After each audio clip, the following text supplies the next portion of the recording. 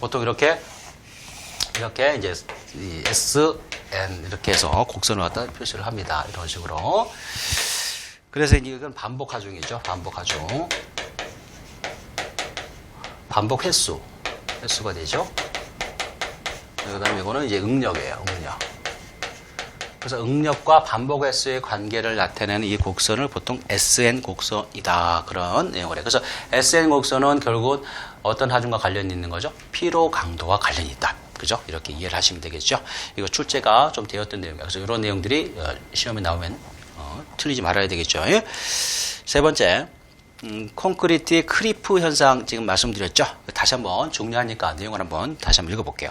콘크리트의 크리프 현상이란 콘크리트의 하중을 가하면 응력의 변화가 없는 상태에서도 콘크리트의 변형이 재령과 그러니까 시간이 계속 지속적으로 진행이 되면서 이 변형이 계속해서 증가되어지는 이것을 크리프 현상이다. 그랬죠. 크리프 현상.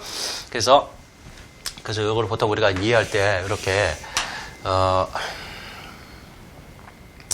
이게 이제 시간과 또 이 변형률의 관계를 이렇게 나타낼 때 이 변형률이죠. 이 변형률.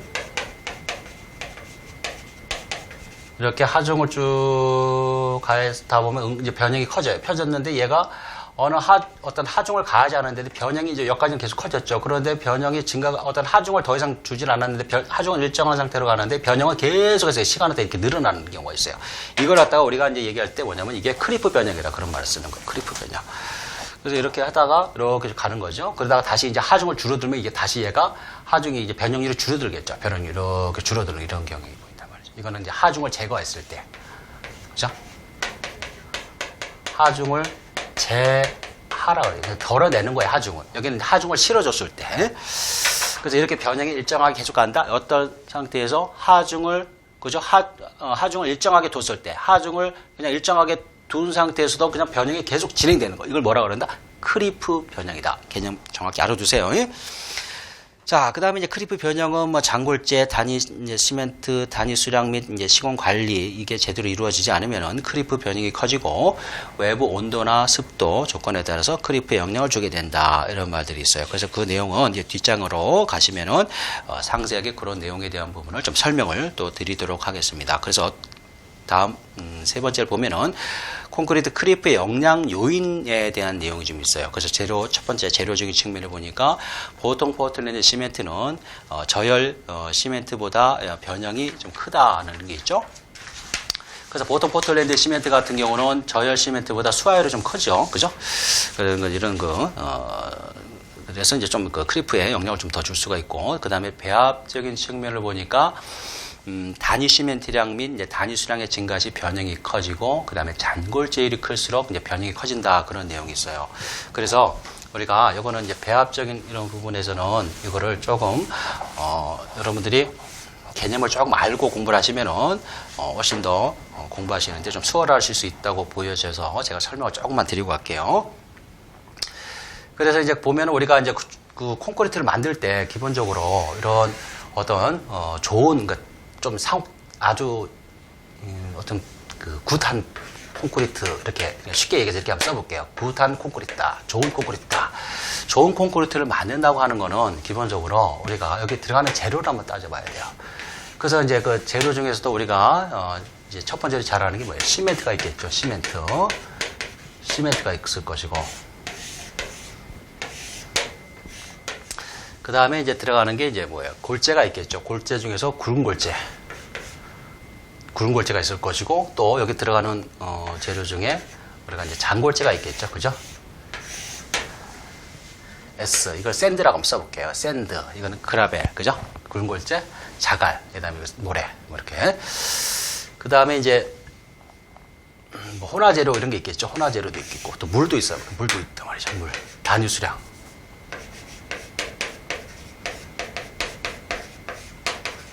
혼화재도 있겠고, 그죠?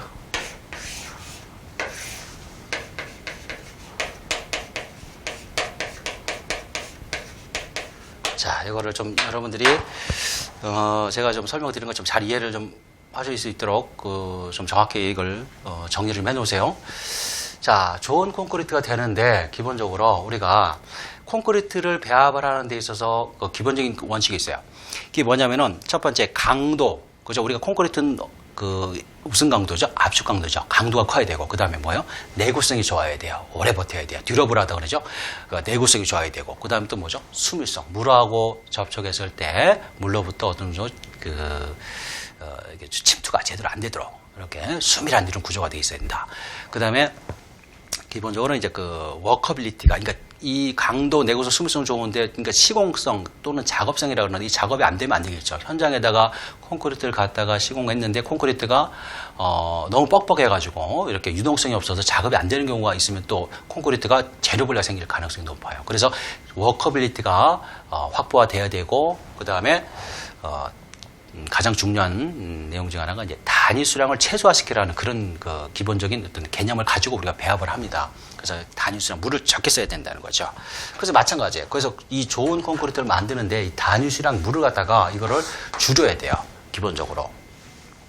그러면은 우리가 여기에 들어가는 이 골재 중에서 자, 잔골재율을 어떻게 될까요? 잔골재, 이걸 이제 그 잔골재량, 다시 말해서 잔골재율을 이렇게 표시하는데 이 잔골재량은 어떻게 될까요? 좋은 콘크리트를 만드는데 이거는 잔골재율이 많으면 안 돼요. 줄어들어야 돼요. 잔골재율은. 왜냐면은 이 똑같은 이런 그 단위 최적을, 이런 그 최적을 가지고 이렇게 썼을 때 여기다가 이제 굴골재를 위주로 해서 이렇게 넣는 경우와 그 다음에 똑같은 이 최적에 들어가는 잔골재 위주로 해서 이렇게 좀 작은 골재들 있죠? 이렇게 했을 때, 채웠을 때, 여기를 이렇게 딱 채웠다고 봅시다. 이랬을 때, 자, 여기에다가 똑같은 이 최적을 봤을 때 여기다가 이제 물이 들어간다든지 또는 시멘트가 들어가게 되겠죠. 같이 이제 어차피 여기 이제 시멘트나 물이 다 들어가야 되니까 이렇게. 그러면 이 면적들이 비표 면적이라는 이 면적들이 이 굴골재에 대한 이 그 사이즈가 있는 것과 요것과 그 다음에 잔골재 위주로 있는 이 상태로 됐을 때 물이 어느 게 더 많이 접촉이 될까요? 잔골재율이 높은 놈들이 물이 더 많이 접촉이 되는 거예요. 그래서 여기가 이 비표 면적들이 훨씬 이거보다 크기 때문에 결국은 뭐냐면 단위 수량이 증가되고 단위 시멘트량이 많아지는 거예요. 이 단위 수량이 많아지면 콘크리트에서는 어떻게 해요? 콘크리트 강도가 떨어지는 이런 문제가 생기겠죠. 내구성도 저하가 되겠죠. 그죠? 그 다음에 이게 많아지면 여러 가지 문제가 또 생겨요. 지금 우리가 얘기는 여기서 공부하고 있는 크리프에 대한 거, 이런 게 좀 커질 거나 또는 크랙이라고 그러죠. 또 뭐 균열, 이런 것들이 커져요. 그래서 가급적 물을 줄여야 돼요, 무조건. 그러면 어떻게 되겠어요?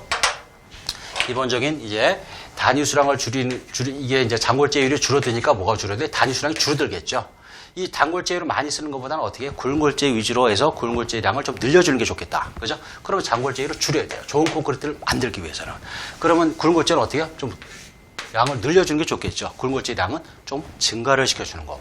잔골재율은 줄여주는 거. 그죠? 시멘트는 좋은 시멘트 써야 되겠죠. 그죠? 아까 우리가 먼저 그 교재에 나왔듯이 어떻게 해요? 저발열 시멘트 위주로 좀 써주는 게 좋겠다. 그런 얘기도 있었잖아요. 그죠? 그래서 이런 개념들이 있어요. 그래서 거기에 나와 있듯이, 예, 지금, 그, 배합에 보면은 이제 이런 크리프라든가 이런 변형을, 줄이기 위해서 단위 시멘트라든가 단위 수량을 갖다가, 좀 줄여야 된다. 바꿔 얘기하면은 이게 증가가 되면 크리프가 커진다. 그런 얘기죠. 자, 그 다음에 이제 두 번째, 잔골재율이 또 증가되면 변형이 증가된다. 크리프가 커지는 거예요. 지금 지금 여기서 설명을 드렸죠. 잔골재율이 이 좋은 콘크리트가 되기 위해서는 줄여야 되는데 이게 그 좋은 콘크리트가 되지 않은 콘크리트는 결국 아까 뭐예요? 크리프가 많이 생기는 이런 조건들이란 말이죠. 그러니까 이게 잔골재율이 많아지면 나쁜 콘크리트가 되는 거죠. 그죠? 그래서 크리프가 많이 생기는 거예요. 그죠? 근데 그런 개념으로 이해를 하시라는 거예요. 좋은 콘크리트가 아닌 안 좋은 콘크리트가 되면은 결국 크리프도 커진다는 거. 그런 개념으로 이해를 하시고 책을 보셔야 돼요. 자, 다짐을 잘해야 되겠죠? 그 다음에 양생을 철저하게 잘해야 됩니다. 양생이 뭐죠? 콘크리트를 보호하는 조치죠. 기본적으로 현장에 있는 그 콘크리트는 어떤 조건에서 양생을 하죠? 수분 상태로 보통 양생을 합니다. 물을 뿌려줘요. 그죠? 뭐, 가마떼기나 또는 부직포라든가 양생포 이런 걸 덮어주고 물을 뿌려서 항상 축축한 상태로 놔야 된다는 거죠. 왜 그럴까요? 우리가 이제 사람 그 입술도 보면 어떻게 동물이도 마찬가지지만 이렇게 입술을 이렇게 건조한 상태로 노출시키면 어떻게 잘 갈라지죠. 쫙쫙 갈라진단 말이죠. 그다음 물기를 수분을 이렇게 가질 수 있도록 이렇게 해주면 어때요? 이게 촉촉한 상태에서는 이제 이렇게 갈라지는 게 없죠. 많이 갈라지지 않으려면 결국 콘크리트도 어떻게 해요? 물을 뿌려주는, 그죠? 양생을 잘 해줘야 된다는 그런 내용으로 이해를 하셔야 돼요.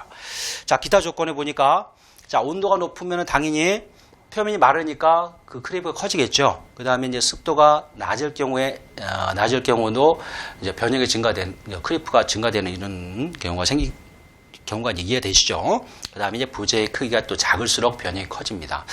그 다음에 이제 재령 또는 제하 및 어떤 하중을 실어주는 거라든가 또는 재령 일수가 작을수록 그 변형이 커져요. 그래서 거기 보면은 그 재령 일수가 작을 때 변형이 커진다는 것은 초기에 콘크리트를 타설하고 나서 오랫동안 있게 되면 이제 크리퍼가 생기는데 시간이 초기에 크리퍼가 많이 생긴다는 거예요. 그래서 거기에 4번의 크리프의 특성에서 거기 보면은 자, 크리프가 3개월 이내에 몇 프로까지 생겨요? 전체 크리프 생길량이 한 50%까지가 거의 다 일어나요. 그리고 이제 시간이 쭉 지나고 나면 재령일수가 이제 오래돼서 지나고 나면 그때부터는 크리프가 거의 이제 줄어들죠. 많이 줄어드는 거예요. 그래서 지금 재령 일수가 작을수록 변형이 증가된다는 내용을 그렇게 이제 갖다가 이해를 하시고 보면 돼요. 자, 그래서 이제 그런 내용 쭉 이제 보시고, 그 다음에 이제 거기 보면 그 크리프, 지금 말씀드렸던 이 내용들이 그 산업기사에 이것도 출제가 되었던 내용들이에요. 자, 크리프에서 이런 그 특성을 영향을 주는 요인들, 이거 관련돼서 온도가 높고, 습도가 낮고, 또 뭐예요? 부재 크기가 작고, 또 뭐죠?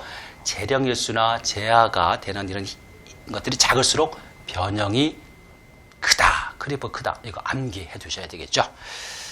자, 그 다음에 밑에 쭉 해서 보시고, 크리프의 특성 말씀드렸던 그런 내용이에요. 그 다음에 밑에 쭉 보니까 또, 이런 내용들이 좀 있어요. 뭐냐면은, 그 고강도일수록 크리프는 좀 작고, 조광 시멘트를 사용하는 경우는 또 크리프가 좀 작다. 그래서 조광 시멘트 같은 경우는 초기 그 강도 발현이 좋아서 역학적으로 조금 이렇게 우수함으로 크리프가 좀 적게 생긴 경우가 있습니다. 그래서 이런 내용 정도 조금 파악해 주시면 되겠죠.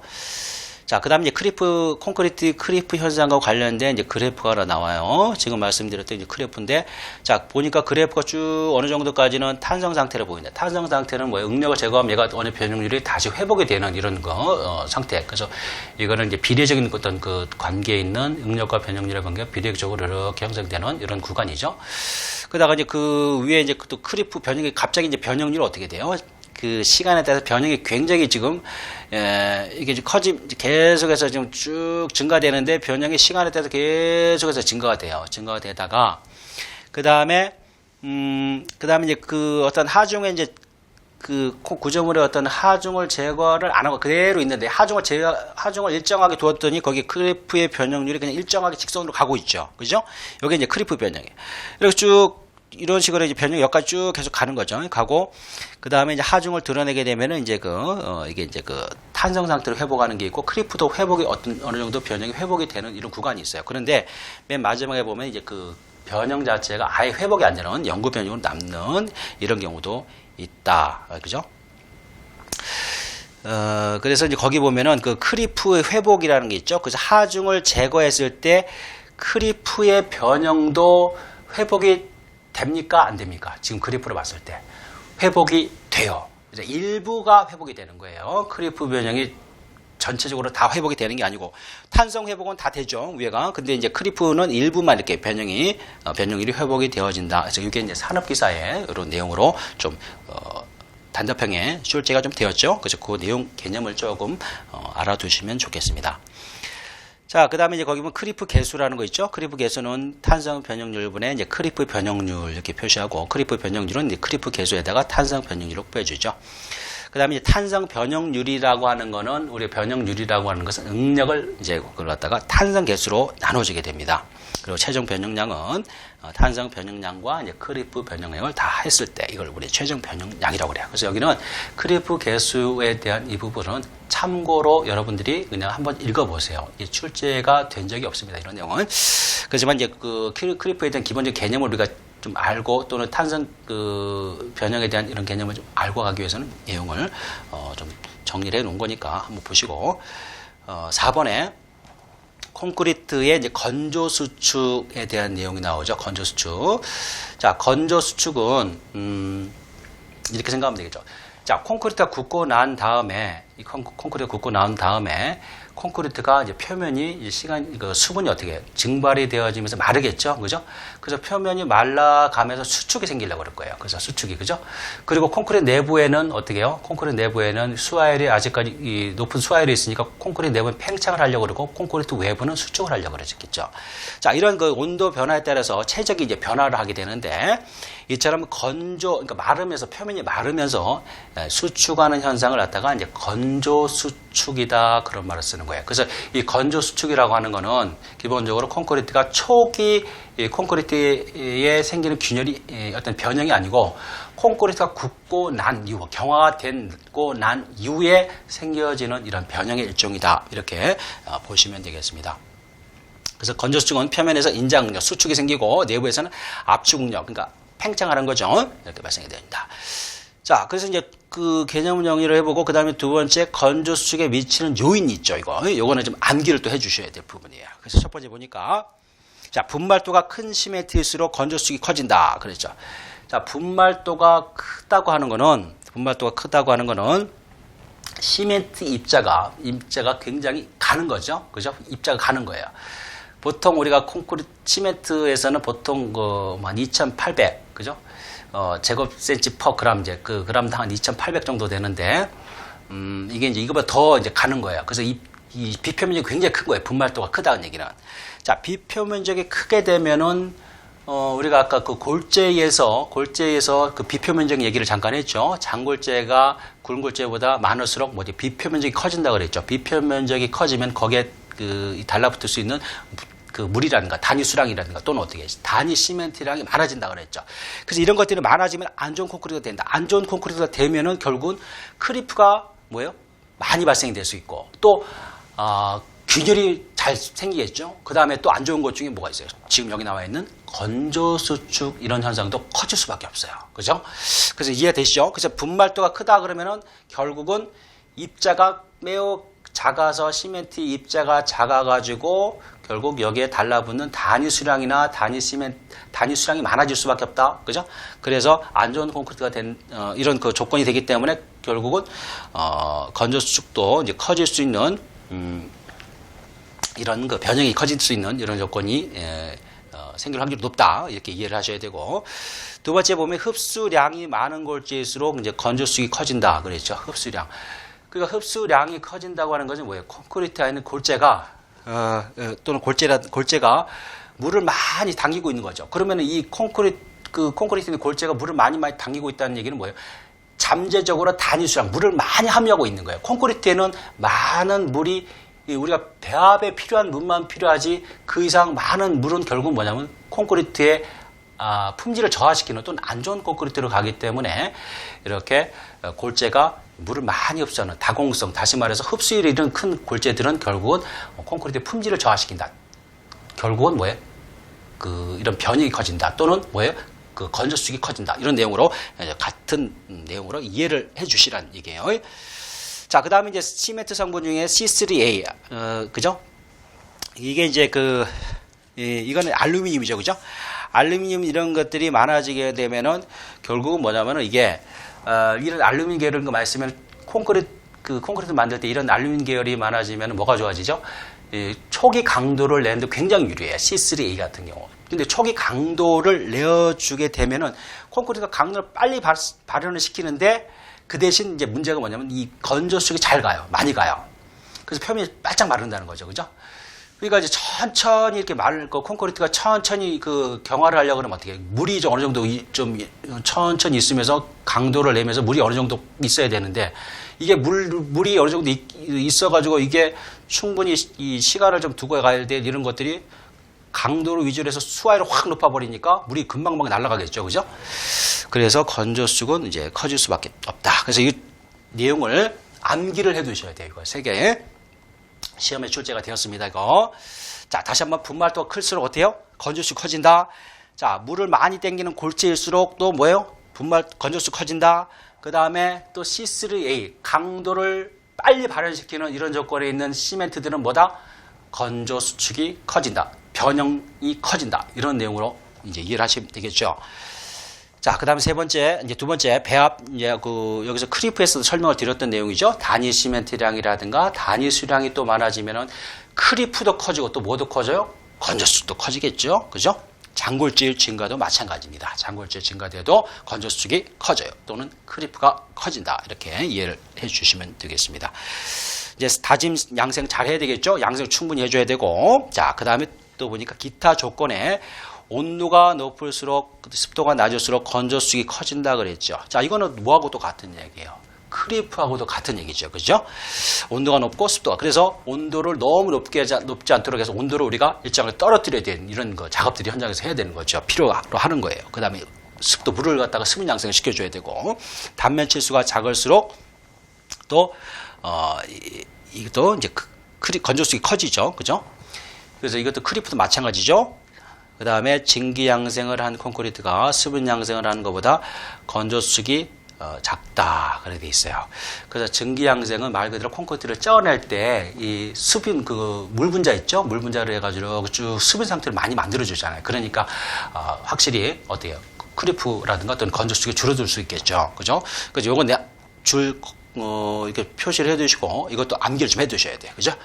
그래서 건조수축과 관련되는 이런 영향을 미치는 요인 이거 암기해 두셔야 됩니다. 다섯 번째, 굳지 않은 콘크리트에 대한 성질에 대한 거 있죠? 굳지 않은 콘크리트 성질에 대한 용어가 좀 나와요. 보니까 점성이라는 것은 유동성에 저항하는 성질, 그 다음에 유동성, 콘크리트의 변형 능력을 나타내는 성질, 이런 게 있죠. 그러니까 쭉 이제 거기서 마감은 말 그대로 콘크리트를 마감을 했을 때, 그죠? 나타내는 성질. 다짐은, 우리가 이제 그 봉바이브레드를 다짐을 했을 때 다짐이 어느 정도 잘 돼야 된다. 이런 것들을 나타내는 성질을 우리가 이제 다짐성이라고 그래요. 그 다음에 이제 압송성이라는 거 있죠? 압송성이라는 건 뭐냐면은, 이거는 다른 말로 펌퍼빌리티라고 그러는데, 이거는 우리가 이제 현장에서 콘크리트 칠 때, 높은 곳에 또는 어떤 좁은 이런 구조물, 장소에 구조물을 타설을 할 때 우리가 펌프카라는 걸 이용을 한단 말이죠. 그때 펌프카 이래가지고 콘크리트를 가다가 압송이 미는 그 압에 의해서 위로 이제 쏜다든지 이렇게 붙이는 이런 능력을 얘기하는 거예요. 그래서 이걸 압송성은 펌퍼빌리티 이런 말과 같은 내용으로 이제 이렇게 설명합니다. 자, 시공성이라는 것은 이제 그 다른 말로 뭐냐면 이제 작업성이라는 거죠. 워커빌리티라고 그래요. 작업성. 그래서 이 워커빌리티라는 것은 말 그대로 작업을 할 수 있는 능력을 나타내는 거예요. 그러면은 이 시공성은 결국 누가 현장에서 작업하시는 분들이 있죠. 그런 분들이 콘크리트를 현장에 타설하고 나면은 어때요? 이게 이제 바이브레드 장비를 가지고 이렇게 쭉쭉 넣어가지고 콘크리트를 이제 쭉 펴야 된단 말이죠. 그죠? 그래서 다짐을 일정한 그 봉의 간격이 예를 들어서 이제 중심과 중심의 간격이 50cm 이런 정도 돼 있죠. 기준이. 그래서 이제 봉을 묻어서 콘크리트를 쭉 다짐을 해줘요. 근데 이게 다짐을 하는데 콘크리트가 슬럼프가 너무 적어요. 그래가지고 너무 적어서 뻑뻑해. 그러면 작업을 하다 보면 어떻게 콘크리트 잘 유동이 없어서 잘 안 퍼지겠죠. 그럼 작업이 안 되는 거예요. 그러면 어떻게 워커빌리티가 굉장히 저하되는 거죠. 작업이 떨어지는 거야. 그래서 이런 작업성도 고려해야 되기 때문에 이런 용어들 중에 이제 이런 성질을 나타내는 이런 용어 중에 이제 그런 시공성, 워커빌리티라는 이런 용어가 나온 거예요. 그 다음에 이제 성형성이란 말이 있죠. 자, 성형이라는 것은 어떤 우리가 구조물을 거푸집을 대고 딱 했는데 그 어떤 폼의 형상을 만들어야 된단 말이에요. 근데 이게 잘대로 만들어져야 돼. 근데 이게 만들어져야 되는데 이런 것들에 대한 이런 것들이 또 어느 정도 또 갖춰야 될 성질로 또 본다는 말이죠. 그래서 변형 속도와 저항에 이제 저항력에 의해서 결정되는 점성이다. 그런데 자, 이거를 이제 다른 말로 뭐냐면 이제 거푸집에 이거를 이제 쉽게 넣을 수가 있고 거푸집을 제거하면은 형상이 이제 변하지만은, 허물어지거나 이렇게 또 재료 분리가 이렇게 하는 이런 것들이, 일이 없는 이런, 굳지 않은 콘크리트의 성질 이렇게 해가지고 또 시험에 출제가 되었어요. 그죠? 그래서 제가 이제 그 설명을 좀 장황하게 드리는 겁니다. 그래서 이 성형성이라는 말, 다시 한번 정리해 볼까요? 자, 이 거푸집을 짜서 거푸집에다 콘크리트를 넣어요. 넣었을 때, 자, 이거를 쉽게 넣어가지고 거푸집을 이제 드러냈어요. 거푸집을 냈는데 이 거푸집을 드러내면 이 콘크리트 자체 형상은 무너지겠죠. 그런데 이게 그게 그냥 무너지면 안 된단 말이죠. 어느 정도 형상을 유지를 하고 있으면서 약간 형상이 좀 전체적으로 다 유지를 하고 있어요. 약간 이렇게 변형은 좀 생길지언정 전체적인 형상은 유지를 하고 있어야 된단 말이죠. 그렇게 하면서 재료 분리가 생기지 않은 굳은 쉽지 않은 콘크리트의 성질, 다시 뭐라고 그런다? 성형성이다. 줄 거두세요. 출제가 되었던 내용이에요, 이게. 그래서 이게 상당히 출제가 좀 빈도가 많이 되었어요. 한 3-4번 출제가 되었습니다. 기사 시험에서. 그래서 이거는 줄을 거두시고 암기를 좀 정확히 해 두시기 바랍니다. 두 번째. 이제 그 워커빌리티 측정 방법이라는 게 있죠. 워커빌리티. 그래서 워커빌리티 측정 방법에 보니까 우리가 대표적으로 많이 알고 있는 게 뭐예요? 슬럼프, 콘을 이용한 슬럼프 시험이라는 게 있죠. 슬럼프 시험. 그래서 콘크리트의 이런 반죽 질기를 간단히 측정하는 방법이다. 이렇게 돼 있고, 그 다음에 이제 두 번째가 이제 구간입 시험이라는 게 있죠. 구간입 시험. 캘리볼 시험. 그죠? 그 다음에 이제 캘리볼이라는 것은 우리가 보통 이제 이 철구를 이용하는데 그 반원 형태로 되어 있는 철구에 한 14kg, 14kg 정도 나가는 이런 반구 모양의 철구인데 이거를 슬럼프가 작은, 그러니까 저 슬럼프인 보통 그 콘크리트 토목 현장에서 이제 그 포장 콘크리트 칠 때 이런 슬럼프를 측정하는 이런 그 방법으로 이제 사용하는 게 이게 구간입이라는 거예요. 그래서 이걸 넣어가지고 얼마큼 들어가느냐. 이 방구 형태의 철구를 넣었을 때 콘크리트 속으로 얼마큼 들어가는, 많이 들어가면 그만큼 슬럼프 크는 것이고 적게 들어가면 쫙 뻑뻑한 거겠죠. 이런 식으로 판단한다는 거. 그래서 구간입, 그 다음에 다짐 개수라는 게 있죠. 다짐 개수. 그 다음에 흐름 시험. 이제 다짐 개수라는 거는 이제 이게, 이거 같은 경우는 보통 이제 이거 같은 경우는 여러분들이 여기는 이제 이 내용은 간단히 말씀을 좀 드릴게요. 이렇게 이제 호퍼가 있어요. 호퍼가. 상부, 하부, 그 다음 밑에가 이제 롤드가 이렇게 돼 있어요.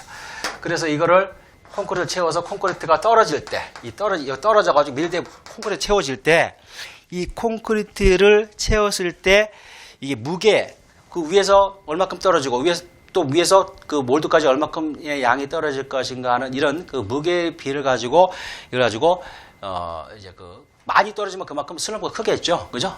적게 떨어지면 슬럼프가 적은 것이고. 이렇게 해서 그런, 상황을 가지고 우리가 이제 어떤 이런 반죽 줄기를, 또는 이렇게, 워커빌리티를 이제 측정하는, 그런 내용으로, 보시면 될 것 같아요.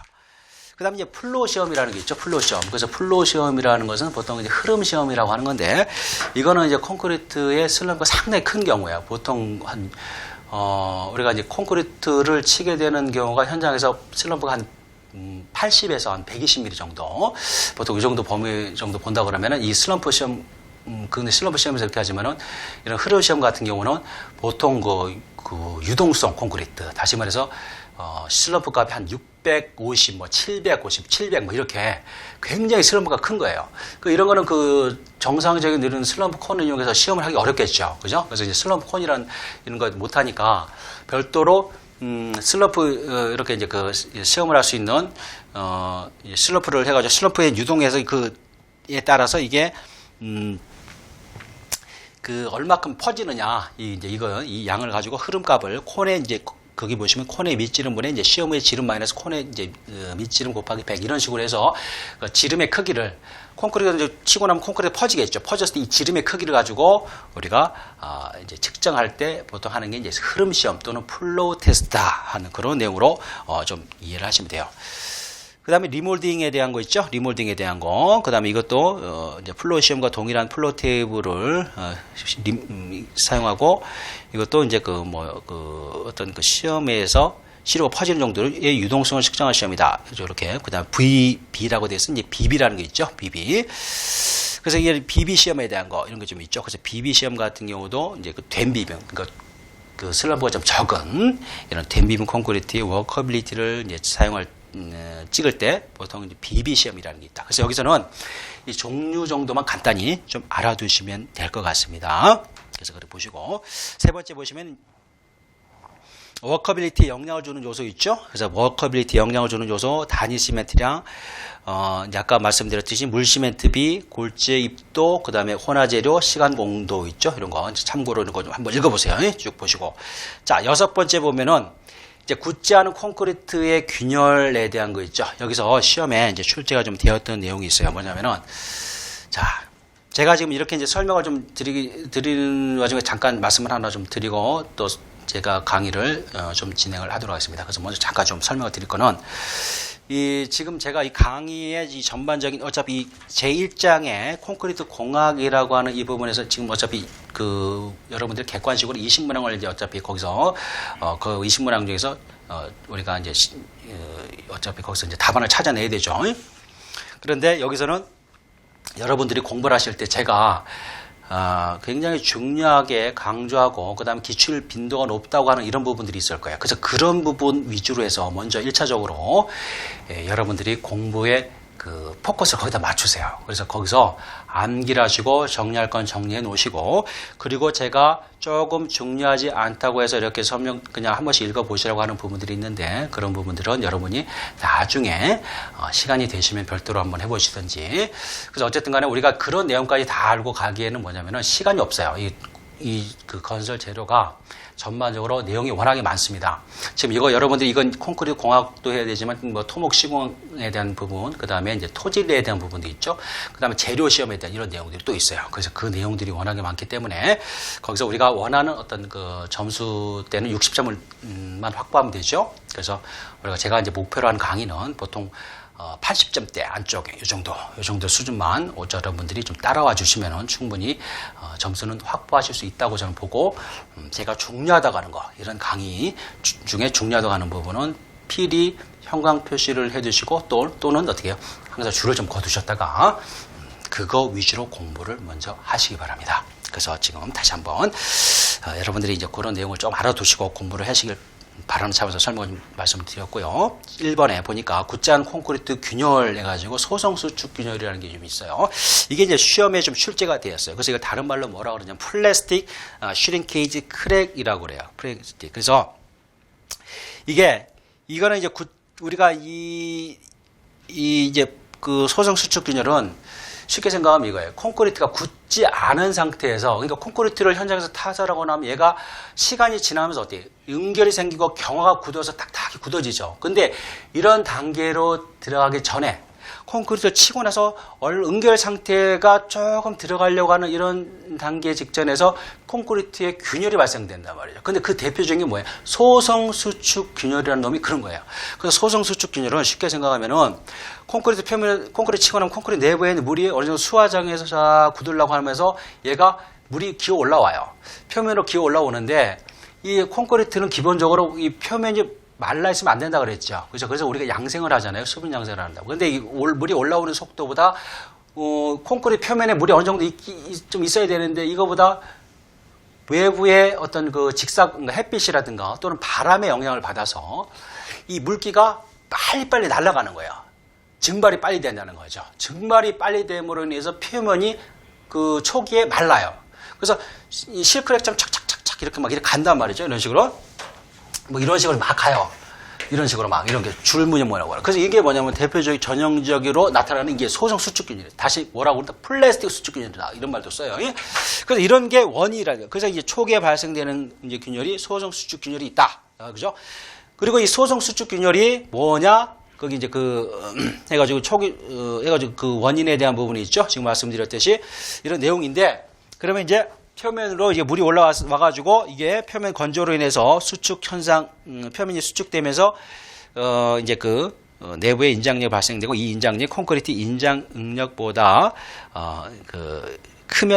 보다 크면 이제 발생이 된다. 이 말은 같은 얘기인데, 콘크리트 표면도 어떻게 해요? 표면도 서로 수축을 하면 어떻게 해요? 잡아당기니까 인장이 생기겠죠. 인장이 생기는데, 이 콘크리트도 인장 강도가 있어요. 콘크리트 압축 강도의 10분의 1 내지 12분의 1 정도 인장 강도가 있어요. 근데 인장 강도, 여기서는 인장 응력이라고 표현했어요. 강도의, 보통 응력의 최대치를 강도로 표시하는데, 여기에는 보통 이제 인장 응력이죠. 그래서 잡아당기려고 하는 이런 인장력이 콘크리트가 가지고 있는 그 순수한 인장 강도보다 크게 되는 경우. 이럴 때 뭐가 생긴다? 여기 소성 수축 균열이 생긴다. 지금 그 얘기를 하는 거예요. 그죠? 그래서 이게 왜 생기느냐? 지금 말씀드렸듯이 표면이 수분이 빨리 증발되기 때문에 표면이 수축이 생기는 거예요. 수축이 생기는데 이 수축 생길 때 이때의 인장력이 잡아당긴 인장력이 콘크리트가 가지고 있는 인장 강도보다 크게 되면은 벌어지는 거다. 그죠? 이해가 되시죠? 그래서 이제 대책은 그 콘크리트 표면에다가 이제 수분이 날아가지 않도록 한다든지 또는 비닐을 깔아준다든지 피막 양생을 씌우는 이런 것들이 있어요. 자, 그래서 이거를 좀 암기를 해주셔야 되고, 그 다음 두 번째, 그 치마균열이라는 게 있어요. 치마균열. 자, 치마균열이라는 것은 이거는 말 그대로 치마가 생기면서 이제 발생되어지는 이 균열을 우리가 이제 치마균열이라고 그래요. 치마균열. 그래서 이거를 조금 쉽게 이해를 하시려고 그러면은 이렇게 벽체와 슬라브를 이렇게 이제 치는 이런 경우가 있죠. 그죠? 근데 이 쳤을 때 여기 이 슬라브의 두께와 이 벽체를 쳤을 때 이 벽체 이 기초가 이렇게 있다 그러면은 벽체의 이 두께 부재가 어때요? 차이가 엄청나죠. 크죠? 그러면은 콘크리트를 위해서 슬라브를 치고 나면은 이런 부분은 이 치마되는 거하고 이 부분이 치마되는 거 어때요? 단면이 차이가 크니까 이런 부분에서 그만큼 치마가 많이 생기겠죠. 물이 많이 거푸집을 옆에 대고 이렇게 하더라도 콘크리트 치고 나면 물들이 빠져나가면서 얘가 주저앉는단 말이에요. 주저앉는 양이 쉽게 말해서 이쪽보다는 이쪽이 훨씬 더 크단 말이에요. 그러면은 이런 부분에서 콘크리트가 쉽게 이렇게 주저앉으려고 그럴 거란 말이에요. 이렇게 극단적으로 봤을 때. 그죠? 그럼 극단적으로 주저앉으려고 이러고 주저앉으려고 그런단 말이죠. 여기도 주저앉지만 여기서 주저앉는 건 조금 되겠죠? 이쪽이 많아지고. 그럼 이런 어떤 구간 경계에서는 어떻게 해요? 벌어지니까 인자근육이 생기니까 어떻게 해요? 콘크리트가 짝짝해지려고 그러겠죠. 이걸 뭐라고 그래요? 이렇게 생기는 이런 걸 뭐라고 그래요? 치마에서 생긴다고 해서 뭐 치마 균열이다. 이렇게 이해를 하시면 되겠죠. 그죠? 그래서 치마 생긴다. 이게 초기에 발생되어지는 이런 균열이다. 여러분들 그렇게 알아두셔야 돼요. 그 다음에 이제 거기 보면 또 이런 것도 있어요. 이 치마 균열이 이런 경우도 있지만은, 또 어떤 경우도 있냐면은, 이렇게 보면은, 콘크리트 안에 이렇게 철근을, 예를 들어 이렇게 철근이 있단 말이죠. 그죠? 이걸 이렇게 봤을 때. 그랬을 때, 여기서, 이쪽에서 치마되는 것과 이 철근이 있는 이 부분에 철근은 워낙에 그 강성이 크죠? 그래서 이건 치마가 안 생기잖아요. 그죠? 그럼 요만큼 치마가 될 구간 여기밖에 없어요. 그죠? 여기밖에.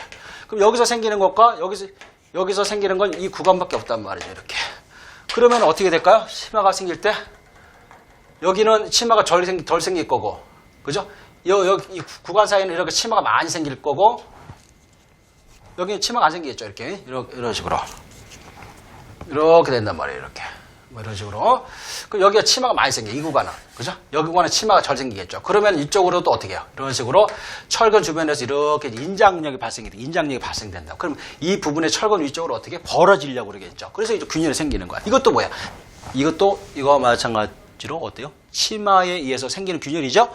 그래서 치마 균열이다 하는 그런 내용을 여러분들이 이해를 하셔야 되는 거예요.